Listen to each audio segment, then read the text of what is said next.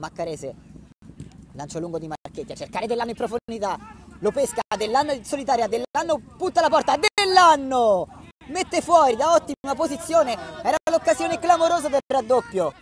Dell'Anno controlla comodamente, poi apre a sinistra, un look per Dell'Era, palla in mezzo, azione da manuale, e la San Giovannella questa volta smanca il gol del 2-0 proprio come Dell'Anno in precedenza. Potranno pisare queste occasioni, ma poi lascia Allani, l'assist per Dell'Anno, sforbiciata che finisce fuori, e questo poteva essere uno dei gol più belli della stagione. È finita fuori però l'occasione per Dell'Anno.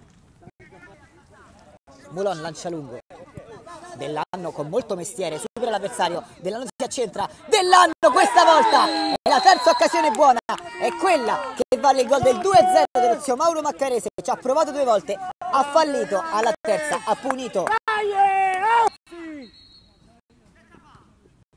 Cervini, Dell'Anno in area di rigore, Dell'Anno, c'è Dell'Era, Dell'Anno va invece a tirare, e questa volta le gambe di De Bernardo a salvare, con la palla che rimane lì, con Ammassari, lancio lungo di Paiuca a spazzare, stacco di testa. Dell'Anno davanti al portiere, intervento miracoloso da parte di De Bernardo